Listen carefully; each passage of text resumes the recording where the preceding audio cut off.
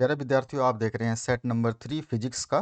तो चलिए स्टार्ट करते हैं इसके सॉल्यूशन को हिंदी और इंग्लिश मीडियम के लिए। इससे पहले सेट नंबर 2 और 1 करा दिया गया है। सेट नंबर 3 आप देख रहे हैं और मैक्सिमम कमेंट करिए ताकि आपका सेट नंबर 4 और 5 भी अपलोड कर दिया जाए। इसी तरह से आपके केमिस्ट्री के भी तीनों सेट कर दिए गए हैं। 4 और 5 के लिए कमेंट करिए ताकि उनको भी कर दिया जाए। आपके बायोलॉजी का 4 सेट करा दिए गए हैं। अभी अंतिम सेट बाकी है जिसके लिए कमेंट आना बाकी है। तो चलिए स्टार्ट करते हैं पहले क्वेश्चन से। नेम द फिनो, जो चीज़ यहाँ पे बताऊंगा उसको थोड़ा सा ध्यान से देख लेना ताकि एग्जाम में आसानी हो पाए। Name the phenomenon which shows the quantum nature of electromagnetic radiation, यानी कि विद्युत चुंबकीय विकिरण की क्वांटम प्रकृति को दर्शाने वाली घटना को क्या कहते हैं? तो उसको बोलते हैं फोटो इलेक्ट्रिक इफेक्ट, प्रकाश विद्युत प्रभाव। तो ये इसका आंसर हो जाएगा। उसके बाद दूसरा है define the terms cut off voltage in relation to the phenomena of photoelectric effect, यानी कि आपको फोटो इलेक्ट्रिक प्रभाव के संबंध में कट ऑफ वोल्टेज को परिभाषित करना है। तो एक लाइन का इसका डेफिनेशन है। इसमें क्या होता है? रिवर्स वोल्टेज जिसके लिए फोटो करंट शून्य हो जाता है उसे कट ऑफ वोल्टेज कहा जाता है। ठीक है, ये हो गया फोटो करंट या आपका जो है फोटो इलेक्ट्रिक करंट। ठीक है, तो ये आपका जो है इसका इंग्लिश वर्जन यहाँ नीचे लिखा गया है। इसके बाद आते हैं नेक्स्ट, जो है how and gate is release from NAND gate, यानी कि नांड गेट से एंड गेट कैसे बनेगा? तो ये बहुत पहले मैंने करा रखा था आपको कि दो नांड गेट अगर आप संयोजित करते हैं तो आपको एक एंड गेट जो है मिल जाएगा। ठीक है, तो इस तरह से आप by combining NAND gates to NAND gates we get and gate. अब उसके बाद में नेक्स्ट जो क्वेश्चन है, how does the energy gap vary with doping in a pure semiconductor, यानी कि जब ये शुद्ध अर्धचालक में जब डोपिंग होती है तो ऊर्जा का अंतर कैसे बदलता है? तो शुद्ध अर्धचालकों में जो है डोपिंग द्वारा ऊर्जा जो है अंतराल घट जाता है, यानी कि क्या होगा उसमें? घटेगा। ठीक है, शुद्ध अर्धचालक में अगर डोपिंग करेंगे तो उसमें ऊर्जा जो है वो ऊर्जा अंतराल घट जाएगा। ठीक है, energy gap decreases with the doping in pure semiconductor.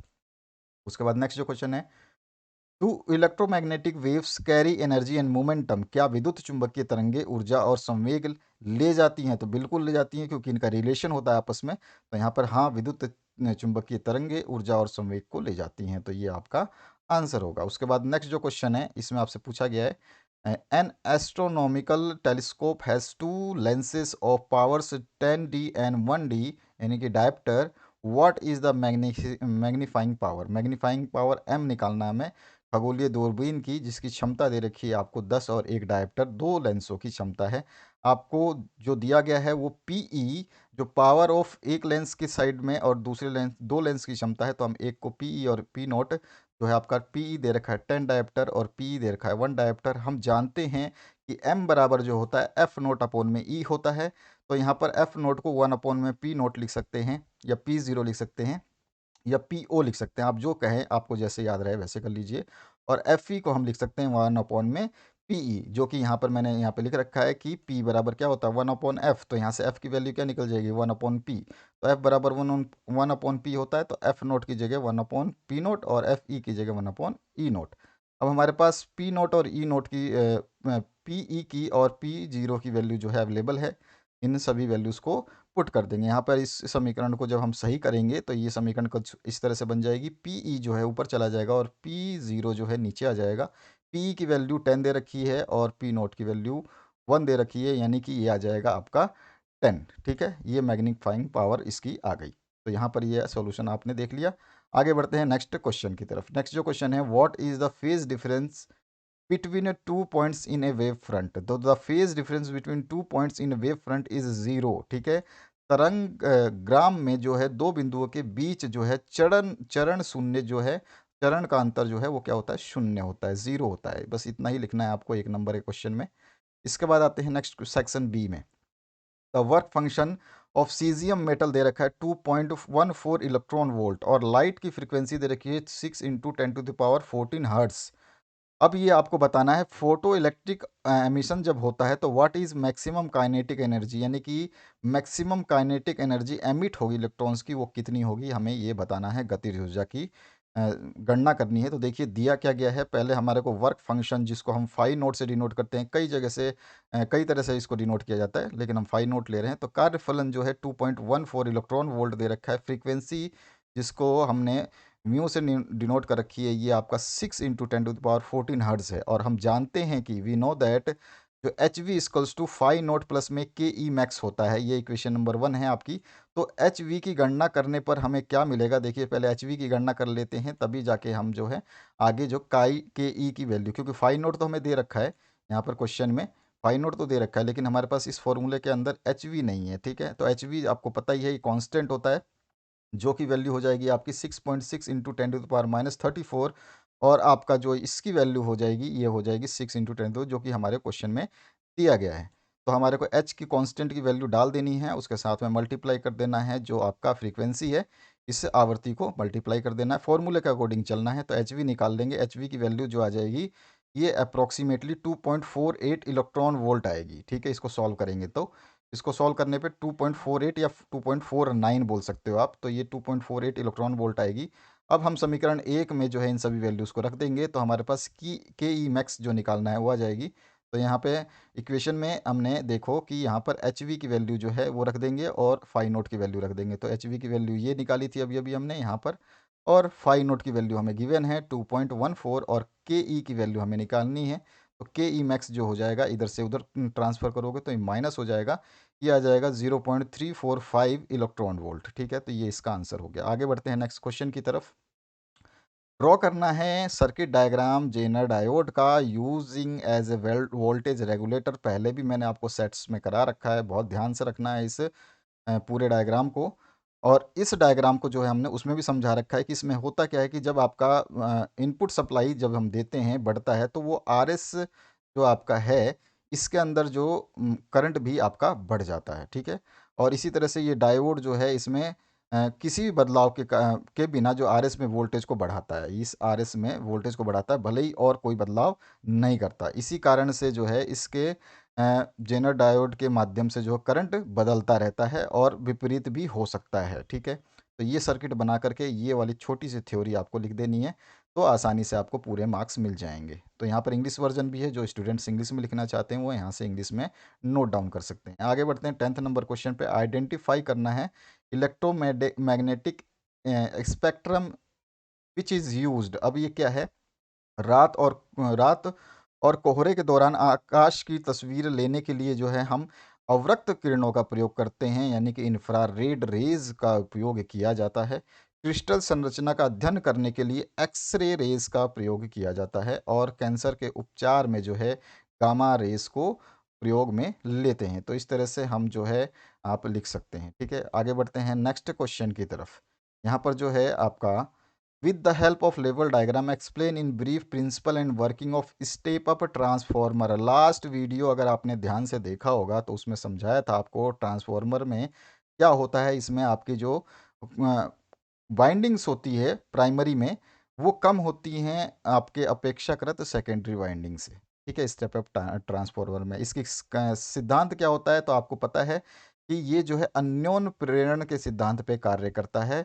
इसके अनुसार क्या होता है कि कुंडली में जो प्रवाहित धारा का मान में परिवर्तन किया जाता है, तो इसके पास रखी अन्य कुंडली में प्रेरण के कारण जो है विद्युत वाहक बल उत्पन्न हो जाता है, जिससे दूसरी कुंडली में भी धारा बहने लगती है। यहाँ पर सिंपल सा है, अगर केवल सिद्धांत एक वर्ड में समझाना है तो अन्योन प्रेरण के ऊपर ये काम करता है। ये डायग्राम जरूर बनाएंगे। और स्टेप अप ट्रांसफार्मर का कार्य भी लास्ट वीडियो में मैंने आपको बता दिया था कि ये कैसे कार्य करता है। इसमें जो है प्राइमरी वाइंडिंग में प्रत्यवर्ती वोल्टेज आरोपित करने से प्राइमरी वाइंडिंग में प्रत्यवर्ती विद्युत धारा प्रवाह होने लगती है, और इस प्रत्यावर्ती विद्युत धारा के कारण एक प्रत्यावर्ती चुंबकीय फ्लक्स उत्पन्न होता है।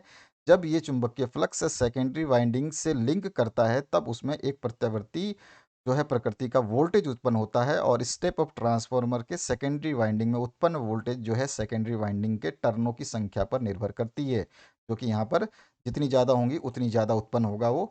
और सेकेंडरी वाइंडिंग में उत्पन्न वोल्टेज जो है एक समीकरण के द्वारा दी जाती है, और इस समीकरण को जो हम ईएमएफ इक्वेशन के नाम से जानते हैं, जो कि N1/N2 इक्वल्स टू V1/V2 होती है। बस इतना लिख करके कार्य आपका एक्सप्लेन हो जाएगा। डायग्राम जरूर बनाएंगे, सिद्धांत जरूर लिखेंगे, तो इस तरह से आपको पूरे मार्क्स मिल जाएंगे। प्रिंसिपल मैंने यहाँ लिख रखा है, स्टेप ऑफ वर्किंग लिख रखा है, ऊपर डायग्राम है, वहाँ से आप देख सकते हैं। तो ये हो गया क्वेश्चन आपका। इसमें फॉर्मूला लिखना बिल्कुल ना भूलें, नहीं तो इसके भी आधे नंबर कट जाते हैं। आगे बढ़ते हैं 12 नंबर क्वेश्चन पे। What is the effect on the interference fringes in Young's modulus double slit experiment में मैंने पहले सेट या दूसरे सेट में कराया था बहुत तरीके से, उसमें समझाया था मैंने, डायग्राम भी एक बढ़िया तरीके का दिया था, तो उसको ज़रूर चेक करना, एक बार डायग्राम देख लेना ताकि थोड़ा सा रिकॉल हो जाए। यहाँ पे मैंने डायग्राम नहीं बनाया है क्योंकि डायग्राम की आवश्यकता नहीं है। अब इसमें पूछा क्या गया है कि screen is moved away from the plane of slit, यानी कि स्क्रीन को जो, यानी कि पर्दा जो है उसको स्लिट, स्लिट जहाँ पे है, स्लिट से अगर स्क्रीन को जो पर्दा है उसको दूर करें तो आपको ऑब्वियसली पता है उसमें कैपिटल डी की जो डिस्टेंस है वो बढ़ जाएगी। ठीक है, तो हम जानते हैं कि बीटा का जो वैल्यू होता है फ्रिंज विड्थ का वो लैम्डा डी अपॉन डी होता है, और बीटा जो है डी पे डिपेंडेंट होता है, डायरेक्टली प्रोपोर्शनल टू डी होता है। अगर हम प्लेन को मूव करते हैं, दूर ले जाते हैं, तो डी बढ़ जाएगा, और डी बढ़ेगा तो बी भी बढ़ जाएगा। तो इसका मतलब बीटा जो है, बी मतलब बीटा बढ़ जाएगा, अगर डी बढ़ाएंगे तो बीटा भी बढ़ जाएगा। यानी कि हम क्या कह सकते हैं कि अगर प्लेन को हम स्लिट से, यानी कि प्लेन मतलब आपका पर्दे को स्लिट से दूर ले जाएंगे तो बीटा की वैल्यू भी, फ्रिंज की विड्थ भी प्रभावित होगी, यानी कि बीटा का मान भी बढ़ेगा। ठीक है, पहला क्वेश्चन आपका कंप्लीट हो गया। सेकंड पार्ट में क्या पूछा है इसने, इसने बोला है the monochromatic source is replaced by another monochromatic source of shorter wavelength. तो वेवलेंथ लेमडा जो है, अगर लेमडा को डिक्रीज करते हैं तो बीटा जो है डायरेक्टली प्रोपोर्शनल टू लेमडा होता है, यानी कि इसको डिक्रीज करेंगे तो ये भी डिक्रीज हो जाएगा। यानी means if lambda is decrease, अगर हम लेमडा यानी तरंग दैर्ध्य लेमडा को घटाएंगे तो बीटा जो है, फ्रिंज विड्थ भी जो है, फ्रिंज की चौड़ाई भी वो डिक्रीज होगी, यानी बीटा का मान भी घटेगा। इसके बाद में सी सेक्शन में पूछा गया है कि स्मॉल डी जो है उसको अगर इंक्रीज करें तो क्या होगा, तो बीटा जो है ये 1/d होता है, फॉर्मूला आप देख सकते हैं, बीटा जो है 1/d है। ठीक है, तो ये इसके डायरेक्टली प्रोपोर्शनल है। तो अगर हम जो है डी, स्मॉल डी को अगर घटाते हैं, इंक्रीज करते हैं यानी बढ़ाते हैं, तो हमारा बीटा जो है इसके इन्वर्सली प्रोपोर्शनल होता है, तो बीटा क्या होगा, डिक्रीज हो जाएगा, यानी कि बीटा का मान जो है घटेगा, उसको बढ़ाने पे घटेगा, इंक्रीज करने पे बीटा डिक्रीज होगा। ठीक है, जितनी ज़्यादा डी की वैल्यू होगी, डी यानी कि कोई भी चीज़ को आप सब जितनी ज़्यादा संख्या से डिवाइड करोगे उतना ही मान उसका कम आएगा, सिंपल सी बात है, आपको पता है मैथमेटिक्स। तो ये तीनों पोर्शन को हम इस तरह से लिख देंगे, मैंने हिंदी में बता दिया, आप लिख सकते हो आसानी से। यदि हम पर्दे को स्लिट से दूर ले जाएंगे तो बीटा का मान भी बढ़ेगा। यहाँ पर हम ये फॉर्मूला लिख के बता देंगे कि बीटा इक्वल्स टू, हम जानते हैं कि फ्रिंज विड्थ यानी कि फ्रिंज की चौड़ाई बराबर बीटा बराबर लैम्डा अपॉन डी होती है, जिसमें beta directly proportional to D होता है। अतः अगर प्लेन यानी कि पर्दे को अगर स्लिट से दूर ले जाएंगे तो बीटा का मान भी बढ़ेगा। इस तरह से हिंदी में लिख दोगे। और यहाँ पर अगर हम तरंग दैर्ध्य लैम्डा को अगर कम करते हैं तो हमें पता है कि beta is directly proportional to lambda होता है। इसका मतलब कि लैम्डा के मान को अगर डिक्रीज करते हैं, घटाते हैं, तो बीटा भी जो है घटेगा। इसके बाद तीसरा जो पार्ट है, अगर हम स्मॉल डी को चेंज करते हैं यानी इंक्रीज करते हैं तो हमारा जो है ये इन्वर्सली प्रोपोर्शनल होता है बीटा का, यानी कि हम लिख देंगे कि डी को अगर हम बदलते हैं, बढ़ाते हैं, तो हम जानते हैं कि बीटा बराबर 1/d होता है, अतः बीटा का मान भी घटेगा। तो इस तरह से जो है आप आंसर लिख देंगे। इसके बाद आता है 13वां question, for a converging lens R1 और R2 24 सेंटीमीटर दे रखे हैं, रिफ्रैक्टिव इंडेक्स म्यू की वैल्यू आपको 1.6 दे रखी है, फोकल लेंथ आपको कैलकुलेट करनी है, और उसके बाद में आपको बतानी है if lens is splitted vertically, यानी कि लेंस को अगर आधा टुकड़ा कर देते हैं टू आइडेंटिकल पार्ट्स में, तो what is the focal length of each part, अलग अलग पार्ट का क्या फोकल लेंथ होगा। ये पहले सबसे पहले गिवन क्या है वो देखते हैं, ए पार्ट निकालने के लिए। तो R1 equals to R2 equals to 24 centimetre दिया है, और रिफ्रैक्टिव इंडेक्स म्यू की वैल्यू 1.6 दे रखी है, और हमें पता है कि ये डबल जो है इसमें लेंस होते हैं, तो एक वैल्यू जो है आपकी -R होती है, एक पॉजिटिव R होती है, ये ध्यान रखना है हमें। तो यहाँ पर आपको ये चीज़ हमेशा ध्यान रखनी है, जब भी इस टाइप का क्वेश्चन आए तो जिसमें दोनों आर होते हैं उसमें एक नेगेटिव और एक पॉजिटिव होता है। वी नो दैट, हम जानते हैं कि 1/f बराबर होता है μ-1 इंटू 1/, में R1 माइनस में 1/, में R2। ये फॉर्मूला आगे जाके हम अभी देखेंगे, प्रूफ किया हुआ भी है ये। ठीक है, तो इसको हमें ध्यान रखना है। अब देखिए 1/, में f की वैल्यू ये होती है, म्यू की वैल्यू मुझे दी गई है, 1 हमारा कांस्टेंट है, इसमें फॉर्मूले में इसको रख दिया। 1/r जो 24 लिया है हमने, R2 हम नेगेटिव लेंगे तो -24 कर देंगे, तो माइनस माइनस प्लस हो जाएगा, यानी कि ये हो जाएगा आपका जो है 2 प्लस में 24, ठीक है। ये माइनस माइनस प्लस हो जाएगा, एलसीएम लेना आता है आपको, ये हो जाएगा 0.6। अब हम इसको काटें तो 6 चौको 24, इस तरह से काट पीट के जब हम निकालेंगे तो ये आ जाएगा 24/1.2। अगर इसको डिवाइड करेंगे तो 20 सेंटीमीटर जो है एफ़ की वैल्यू आ जाएगी, ठीक है। इस तरह से हमारे, क्योंकि एफ़ की 1/f है, अगर उल्टा करेंगे तो ये सारा ऊपर चला जाएगा, ये नीचे आ जाएगा। और फिर बी पार्ट में जो है इसने बोला है कि हमारा जो बी पार्ट में इसने क्या बोला है कि जब हम उसको टुकड़े कर दें बी पार्ट में तो क्या होगा। तो देखिए बी पार्ट में हमको यही फॉर्मूला पता है, इसमें हमारे को यही लिखा और ये लिखा। अब देखिए इसमें क्या है कि 1/f जो है इसमें क्या लिखा है, एक चीज़ जो है, क्योंकि अगर टुकड़े कर देते हैं तो यहाँ पे जो R2 जो है वो क्या हो जाएगा, इनफाइनाइट हो जाएगा। और ये इनफाइनाइट हो जाएगा यानी कि इसकी वैल्यू क्या हो जाएगी, शून्य के बराबर, ना के बराबर मान लेंगे, क्योंकि इसमें क्या बोला, identical part when the focal length when the lens is splitted vertically. अगर हम इस लेंस को, टुकड़े को काट देते हैं, जैसा कि आपको पता है कि ये लेंस जो है कुछ इस तरह का होता है, आपने देखा भी होगा, इस तरह का लेंस होता है। अगर इसको बीच में से यूं काट दिया जाए तो इसका एक पार्ट इधर और एक पार्ट इधर हो जाएगा, और जो आपका नेगेटिव पार्ट है वो इनफाइनाइट क्रिएट करेगा। और उसको जब हम सॉल्व करेंगे तो उसको हम ले लेंगे इनफाइनाइट। इनफाइनाइट ले लेंगे तो यानी कि इसकी वैल्यू क्या हो जाएगी, ज़ीरो। हमारे पास जो है फिर से फोकस लेंथ जब हम निकालेंगे तो हमारे पास आ जाएगी 40 सेंटीमीटर। यानी कि हम उसको जब काट देते हैं तो बीच में से, तो हमारे पास फोकल लेंथ जो है डबल आ जाती है, यानी कि उसकी दुगनी हो जाएगी, जो पहले थी उसकी दुगनी हो जाएगी, ठीक है। तो यहाँ पर ध्यान रखना, देखो ये फोकल लेंथ जो निकाली थी पहले वाले पोर्शन में उसकी कितनी हो जाएगी, दुगनी हो जाएगी। ये 20 निकला था और ये 40 सेंटीमीटर निकला है, तो हम लिख सकते हैं कि फोकल लेंथ जो है वो दुगनी हो जाएगी या फिर बिकम्स डबल। उसके बाद में 14 नंबर क्वेश्चन है, with the help of energy band diagram. ये एनर्जी बैंड डायग्राम हमने लास्ट टाइम भी पिछले वाले सेट में देखा था, कंडक्टर, सेमीकंडक्टर और इंसुलेटर्स के बीच में। वही डायग्राम आपको फिर से जो है याद करना है, और जो चीज़ें बार बार में रिपीट हो रही है ना, उन क्वेश्चंस को थोड़ा ढंग से पढ़ लेना। इसमें देखिए सबसे पहले जो आपका कंडक्टर होता है, यानी कि जो सुचालक होता है, उसमें एनर्जी बैंड ना के बराबर होता है। यानी कि देख रहे हो कि ये जो नीले वाला एनर्जी बैंड है, आप देख रहे हो नीला वाला पूरा एक दूसरे में समाया हुआ है गुलाबी वाले के साथ में, ठीक है ना, वैलेंस बैंड जिसको बोलते हैं। ये कंडक्शन बैंड है नीले वाला आपका। और फिर जो है सेमीकंडक्टर यानी अर्धचालक जो होते हैं, इसमें थोड़ा सा गैप आ जाता है। ये जो अंदर घुसा हुआ था ये थोड़ा सा बाहर चला जाता है, तो देखोगे आप कंडक्शन बैंड जो है आपका वैलेंस बैंड से दूर चला गया है, इसके बीच में एक ईजी का जो है गैप आ गया है, ठीक है।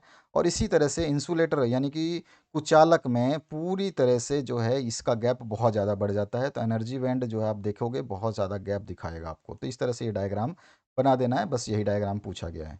इसके बाद में सेक्शन सी है, draw a neat level diagram of telescope under normal adjustment और write magnifying power in this case, और what are the advantage of refracting type telescope over refracting type telescope. तो रिफ्लेक्टिंग का refracting के ऊपर आपको लाभ बताना है, ठीक है। और दूसरा बताना है सामान्य संयोजन का चित्र, और इस मामले में आवर्धन शक्ति। तो ये देखिए चित्र तो आपका इस तरह से बन जाएगा, जो कि यहाँ पे ऑब्जेक्टिव जो है इस ग्लास से पार होगा, और इस तरह से जा करके आपका यहाँ पर जो है बिंब जो है बन रहा है ए डैश, ठीक है। और जो है आपका ये एफ नोट होता है, ये आई पीस हो गया, यहाँ से इंसान जो है उसकी आंखें ऑब्जर्व कर रही है, ऑब्जर्वर की, ठीक है। और यहाँ पर जो ये एंगल है ये बीटा है, ठीक है। ये क्लियर हुआ, ये डायग्राम आपके पास सभी के पास बुक में होगा, आप वहाँ से देख लेना।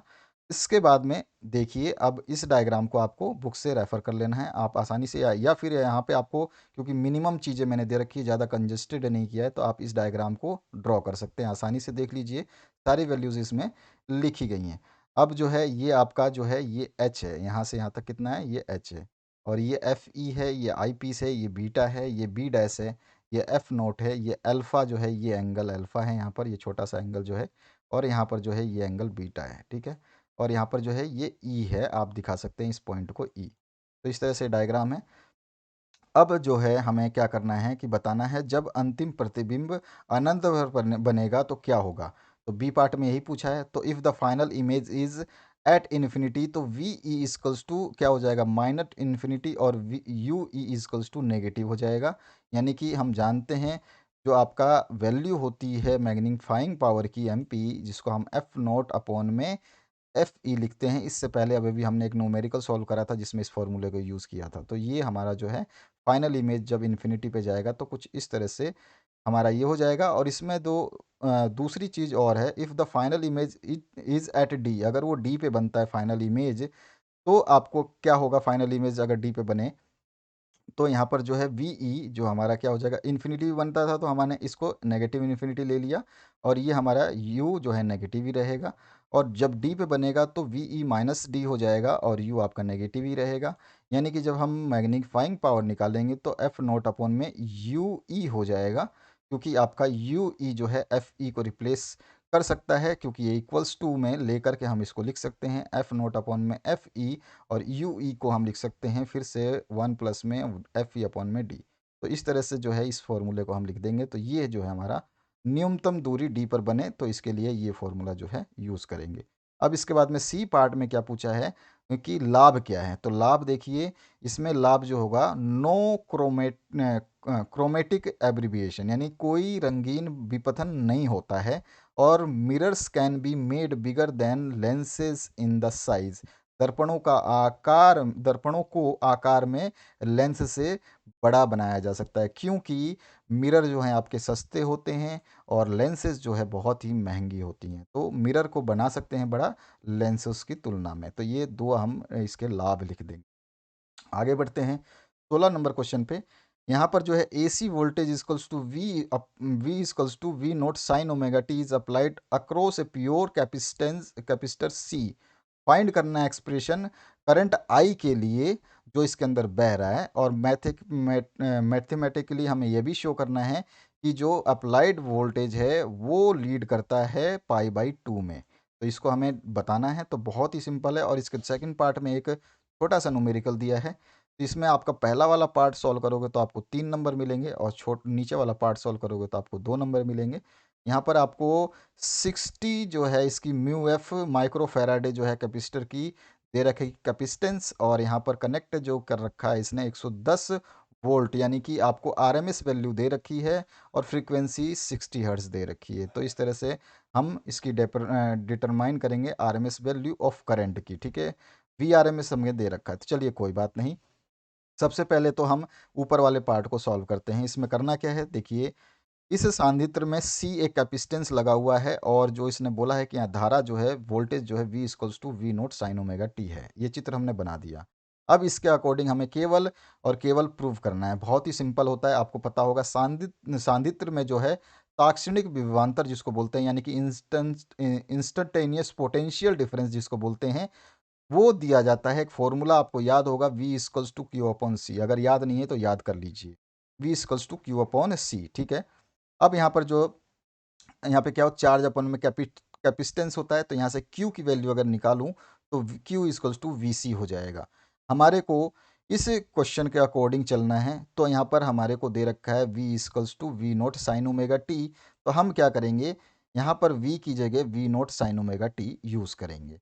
अब इसको क्या है, हमें क्या निकालना है, ध्यान देना, आप क्वेश्चन में बोला गया है करंट के लिए हमें धारा I के लिए मान निकालना है। तो I इक्वल्स टू क्या होता है, चेंज इन आवेश, यानी कि आपके क्यू में चेंज की दर को ही हम क्या कहते हैं, करंट। आवेश में प्रवाह की दर को क्या कहते हैं, करंट कहते हैं। यही चीज़ हमने डेफिनेशन 10th क्लास से पढ़ रखी है। तो डी क्यू अपन में डी टी जो है इसका हम डिफ्रेंसिएशन कर देंगे, और हमें क्यू को जो है इसको ले लेना है, डी टी के सापेक्ष करना है। तो सी वी नोट जो हमारी ये वाली इक्वेशन है, इसको हम इसके क्यू की जगह रख रहे हैं। तो क्यू की वैल्यू ये है, तो क्यू की जगह इसको रखा हमने, ये रख दिया। अब हमें इसको इंटीग्रेट करेंगे, डिफ्रेंशिएट करेंगे। तो देखिए टी के रिस्पेक्ट में करना है, तो इसमें से जो कांस्टेंट टर्म है उसको बाहर निकाल देंगे। तो हमारा कांस्टेंट टर्म सी है, बाहर आ गया, वी नोट है, बाहर आ गया। अब हम जो डिफ्रेंसिएशन करेंगे बचे हुए साइन ओमेगा टी का करेंगे, क्योंकि टी के रिस्पेक्ट में करना है, तो इसमें टी है। अब इसको जब हम टी से डिफ्रेंसिएशन करते हैं तो आप सभी को पता है आई इक्वल्स टू क्या हो जाएगा, आई इक्वल्स टू ओमेगा बाहर आ जाएगा, सी वी नोट है ही ऑलरेडी, और साइन ओमेगा टी का क्या चेंज हो जाएगा, कोस ओमेगा टी में चेंज हो जाएगा। तो ये हो गया हमारा डिफ्रेंसिएशन। अब इसको हम जानते हैं कि जो आपका ये वाली जो वैल्यू है, इस वाली वैल्यू को हम क्या लिख सकते हैं, तो हम देखिए वी नॉट अपॉन में वन, सॉरी वी नॉट तो है ही आपका, और वी सी को हम क्या लिख सकते हैं, तो डब्लू सी को हम लिख सकते हैं 1 अपॉन में डब्लू सी, ठीक है। हम इसको क्यों लिख रहे हैं कि आई नोट में बदलने के लिए, ठीक है। इसकी वैल्यू आई नोट के बराबर होती है। तो वी नोट है, वी नोट लिख दिया। इसके अपॉन में 1/WC, यानी सॉरी डब्ल्यू नहीं, ओमेगा सी, 1 में ओमेगा सी जो कर दिया, ठीक है। तो वापस आप इसको मल्टीप्लाई करोगे तो वापस यही आ जाएगा। क्लियर हुआ आपको? केवल तोड़ा है। देखिए इसमें ये सब चीज़ें करनी पड़ती है तभी जाके हमारी वैल्यूज़ आती हैं। फिजिक्स या हो या मैथ हो, प्रूफ करने के लिए कुछ ना कुछ टर्म्स को आगे पीछे ऊपर नीचे करना पड़ता है। तो वी नोट है ही, ये आ गया। और ओमेगा सी को हमने 1/ओमेगा सी लिख दिया। अगर वापस से इसको मल्टीप्लाई करोगे तो वापस से क्या हो जाएगा, ओमेगा सी ऊपर चला जाएगा। इस ब्रैकेट को अगर हम सिंपली फॉर्म में लिखेंगे तो वापस यही आ जाएगा। कोस ओमेगा टी तो है ही हमारे पास, डिफ्रेंशिएशन जो मिला था हमारे को। अब हमारा जो वी नोट अपॉन में 1/ओमेगा सी जो है, इसको हम लिख सकते हैं आई नोट, ठीक है। और जो है आई नोट लिखने के बाद में इसको साइन ओमेगा टी प्लस में पाई/2, क्योंकि हमें इस टर्म में इसको प्रूव करना था, तो इसको हमने ले लिया पाई/2 के टर्म में। तो यहाँ पे जो है हमारे को जो फाइनल इक्वेशन निकालनी थी वो इक्वेशन थी हमारी कुछ इस तरह की। तो यहाँ पर जो है मैं आपको इसको अंडरलाइन कर देता हूँ ताकि आपकी जो वैल्यू आई वो हमें ये निकालनी थी, ठीक है। इस तरह से ये वैल्यू जो है ये फाइनल वैल्यू थी, इसी को हमें प्रूव करना था इस इक्वेशन के अकॉर्डिंग। तो बस इतना सा हमारे को ये निकालना था। यहाँ तक आपको समझ में आ गया होगा इस जगह पे। बस इसको हमें जब रिप्लेस करेंगे तो I naught sine omega T plus में पाई/2 के टर्म्स में निकालना था, इसलिए हमारा पाई/2 आ जाएगा। इस डायग्राम से अगर इस डायग्राम को बना देते हैं तो एग्जामिनर वैसे ही देख करके समझ जाएगा कि आपने डेरिवेशन जो है सही करी है।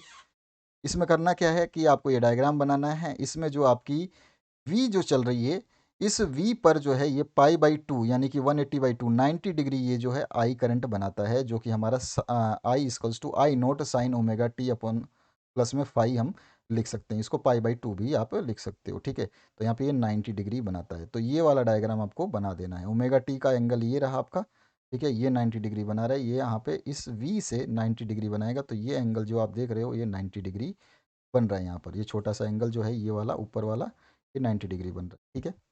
बस ये हमको डेरिवेशन करनी थी। अब इसमें हम लिख सकते हैं कि in a pure capacitive circuit the current always leads the EMF by phase angle पाई/2, जो कि यहाँ पे दिखाया गया कि पाई/2 के फेज एंगल में लीड करता है, 90 डिग्री के एंगल में लीड करता है। यानी कि एक शुद्ध धारितीय परिपथ में विद्युत धारा की कला जो है विद्युत वाहक बल की तुलना में पाई/2 कोण से आगे रहती है। क्लियर हुआ? तो पाई/2 कोण हमने दिखा दिया, ये चित्र बना देंगे। अगर आप लिखना चाहते हैं तो ठीक है, नहीं लिखना चाहते हैं तो भी कोई दिक्कत नहीं है। आप इस लाइन को नहीं लिखेंगे, आप ये प्रूव कर देंगे और ये डायग्राम बना देंगे। और एक डायग्राम जो बहुत ज़रूरी होता है जब आपको कोई चीज़ प्रूव करनी होती है, तो ये आप डायग्राम बना देंगे तो आपका ये आंसर कंप्लीट हो जाएगा। आगे बढ़ते हैं इसका न्यूमेरिकल सॉल्व करने के लिए। तो कैपेसिटेंस हमें जो है दे रखी है 6 माइक्रो फैराडे को फैराडे में चेंज करेंगे तो 60 इंटू 10⁻⁻6 हो जाता है। VRMS जो है हमें दे रखी है 110 वोल्ट और फ्रीक्वेंसी जो है 60 हर्ट्ज दे रखी है। हमें एक फॉर्मूला याद होगा, अगर याद नहीं है तो याद कीजिए। IRMS जो होता है वो होता है VRMS इंटू ओमेगा सी, ठीक है। और ओमेगा की वैल्यू होती है 2πf। क्लियर हुआ? तो ओमेगा को हमने लिखा 2πf, यहाँ पे लिखा है और सी को अलग कर दिया।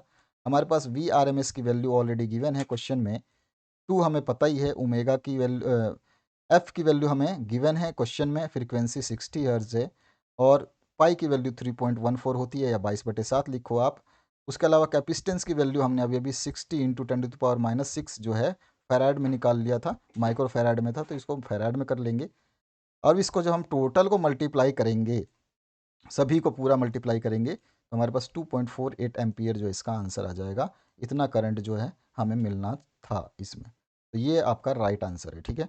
आगे बढ़ते हैं नेक्स्ट क्वेश्चन की तरफ। क्वेश्चन नंबर 17, इसको दूसरे फॉर्मूले को भी यूज़ करके कर सकते हैं, लेकिन मैंने सबसे शॉर्टेस्ट फॉर्मूला आपको बताया है। जस्ट 1 लाइन में आपका क्वेश्चन कंप्लीट हो रहा है, क्योंकि आपको ये फॉर्मूला लिखना है और इस फॉर्मूले में सारी वैल्यूज़ को लगानी है और आंसर आ जाएगा।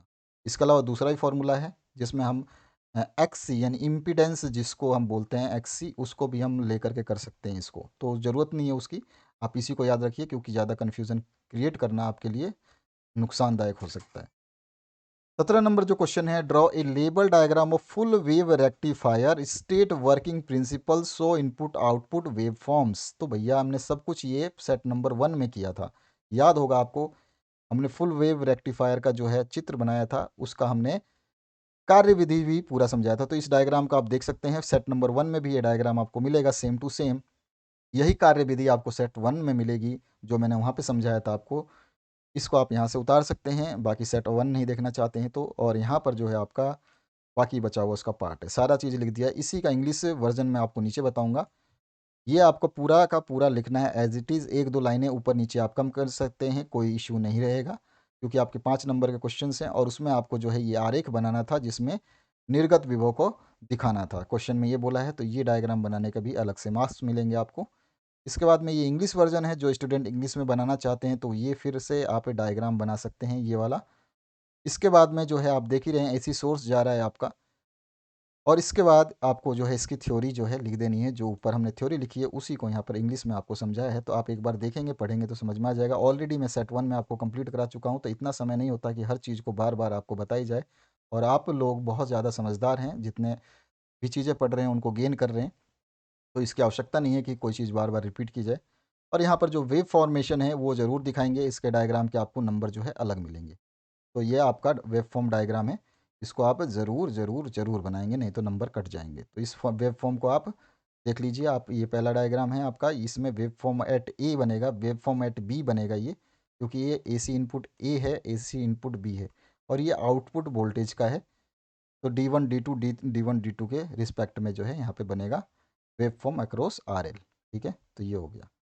इसके बाद 18 नंबर जो क्वेश्चन है, ड्रॉ ए रे diagram for the formation of image of A point object by a thin double convex lens having ready of curvature R1 and R2। वही देखो हमने न्यूमेरिकल करा था, R1 और R2 की वैल्यू 24 दी गई थी, उसी टाइप वही चीज़ है, बस यहाँ पे हमें केवल इसको छोटे रूप में बता देना है। देखिए इसमें आपको बोल रहा है R1 और R2 वक्रता त्रिज्या वाले पतले दोहरे उत्तल लेंस द्वारा एक बिंदु वस्तु की छवि बनाने के लिए एक किरण आरेख बनाएं। अतः जो है उत्तल लेंस के लिए लेंस मेकर फॉर्मूला जो है वो भी बता। तो सबसे पहले तो ये आपको जो है डायग्राम पूछा, ये डायग्राम बना देंगे। बहुत ही सिंपलेस्ट डायग्राम है। आपका ये लेंस है, इसमें एक बार इमेज बनेगा इधर और एक बार बनाएंगे इधर, जिसको हम लेंगे उसके हिसाब से चलेंगे।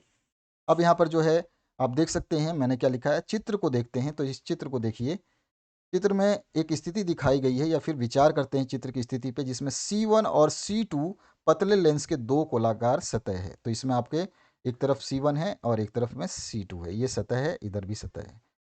ठीक है, सतहों के वक्रता केंद्र है। ठीक है, और वो वस्तु है, यहाँ पर जो आपकी ओ है वो क्या है, वस्तु है, दिखाया जा रहा है। हर चीज़ जो है एक्सप्लेन की गई इसमें। और O1 प्रथम आवर्तन के कारण प्रतिबिंब है। O1 जो है O का प्रतिबिंब है प्रथम आवर्तन के कारण, अपवर्तन के कारण। तो यहाँ पर O का जो चित्र बना है प्रथम अपवर्तन के कारण O1 बना है। माना कि वक्रता त्रिज्याएं जो R1 और R2 हैं, इनकी हमने वक्रताएं त्रिज्याएं जो हैं मान ली कि वो R1 और R2 हैं। ठीक है, अब आगे बढ़ते हैं। यहाँ पर जो है ए बी डी पर पहले अपवर्तन के लिए, यानी ए बी डी, देखिए ए बी और डी, ये वाला हम ये साइड ले रहे हैं। ठीक है, ये वाला ध्यान रखना है कि हम कौन सी साइड ले रहे हैं, ये भी हमें पता होना चाहिए। तो हमारे को जो साइड मिल रही है उसी को लेते हैं।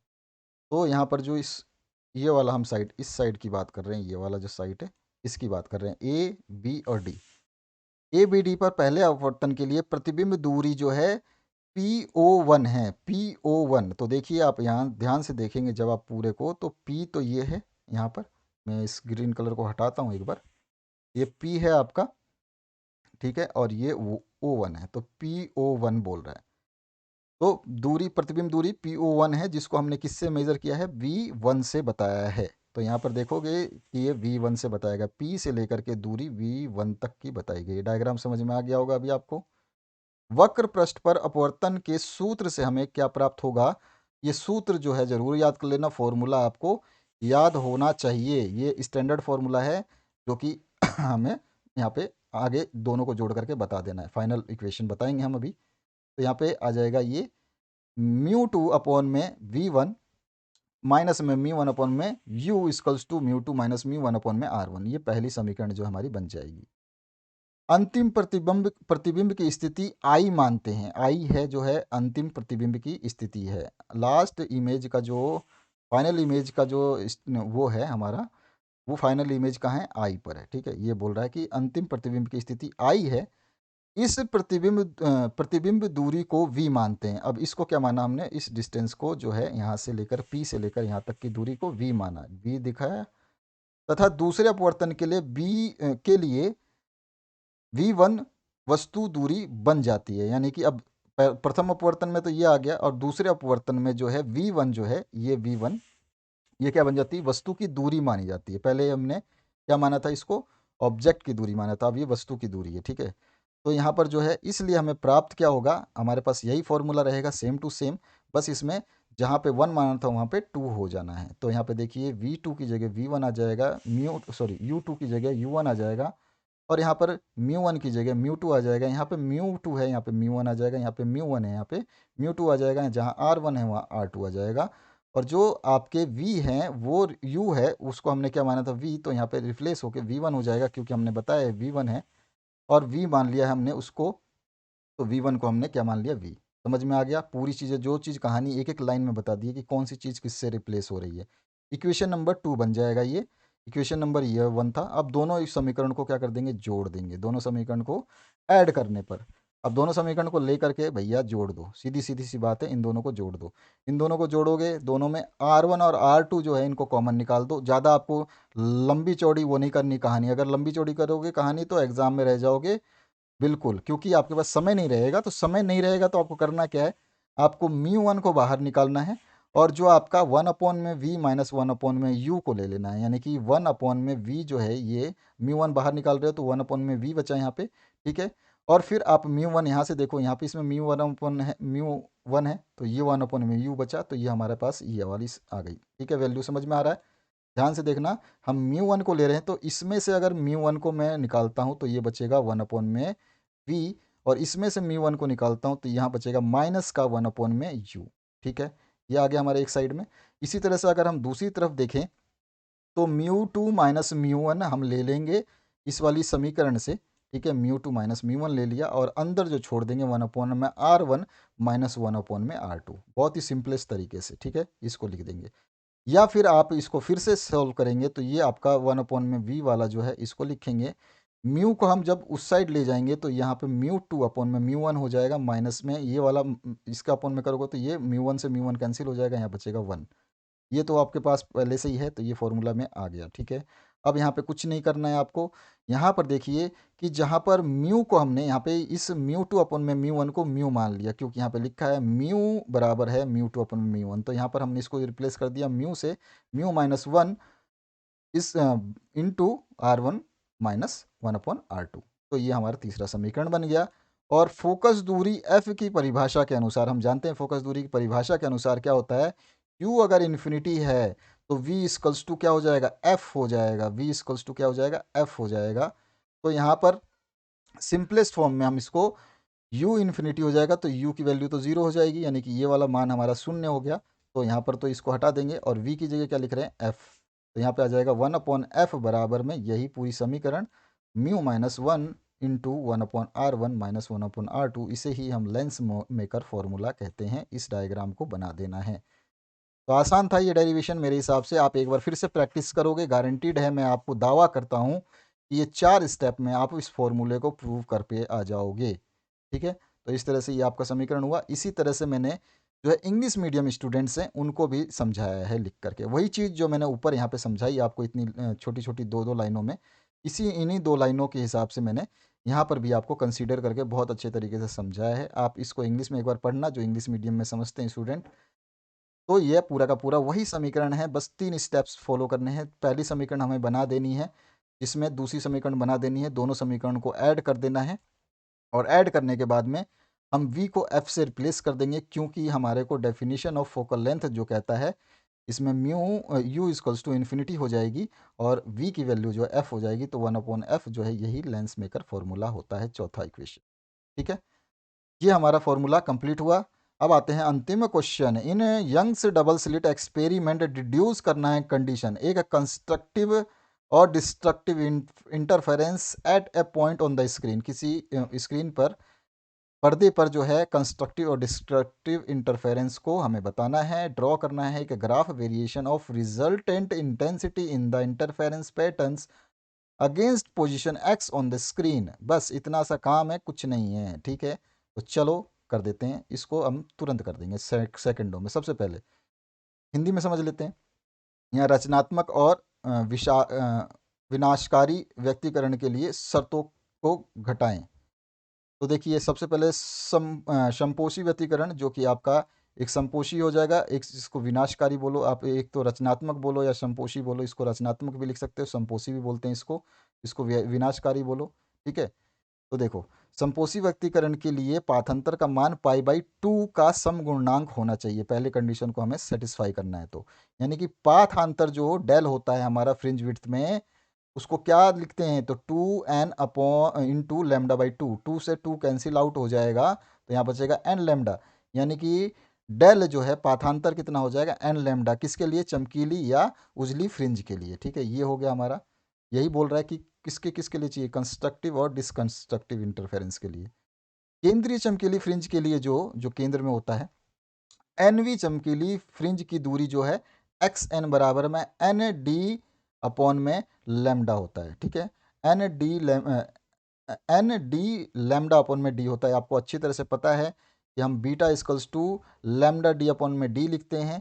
ये तो फॉर्मूला आपको स्टैंडर्ड अभी मैंने ऊपर बताया था। फ्रिंज विड्थ की जो फॉर्मूला होता है beta equals to lambda D upon में डी होता है। इसमें केवल एन को इंक्लूड किया जा रहा है, तो बीटा एन, अगर यहाँ पे एक्स एन लिख रहे हैं तो यहाँ पे भी एन को इंक्लूड कर देंगे, एन वी की बात कर रहे हैं। ठीक है, तो ये डी लैम्डा डी अपन में डी हो जाएगा। ये हो गया इसका दूसरा। बहुत ही शॉर्ट में आंसर आपको लिखना है, इससे ज़्यादा कुछ नहीं लिखना जब तक क्वेश्चन में एक्स्ट्रा ना पूछा जाए। इसके बाद में विनाशकारी व्यतिकरण के लिए जो है काली फ्रिंजें उत्पन्न होती हैं, और इसमें पाथांतर जो है π/2 का विषम गुणांक होना चाहिए। इसमें कौन सा सम गुणांक होना चाहिए, इसमें कौन सा होना चाहिए, विषम गुणांक होना चाहिए। पाथांतर की बात करें तो ये हो जाएगा 2m-1 इंटू λ/2। जो केंद्रीय फ्रिंज से जो है mv कालांतर फ्रिंज की दूरी जो है xm की बात कर रहे हैं, यहाँ पे xn की बात कर रहे थे तो ये आया था, और xm की बात करेंगे तो ये वाला फॉर्मूला पूरा का पूरा आ जाएगा। जो आपका इसमें अपॉन में 2 है वो नीचे चला जाएगा, तो 2m-1 इंटू लैम्डा डी। तो जब आपको निकालेंगे ही, डी आपके साथ इंक्लूड होता है जब फ्रिंज विड्थ की बात करते हैं, तो ये डी इंक्लूड हो जाएगा। अपन में 2d, अपन में डी था और यहाँ पर क्या है, अपन में 2 है नीचे, तो 2d हो जाएगा। ये फॉर्मूला हो गया कंप्लीट।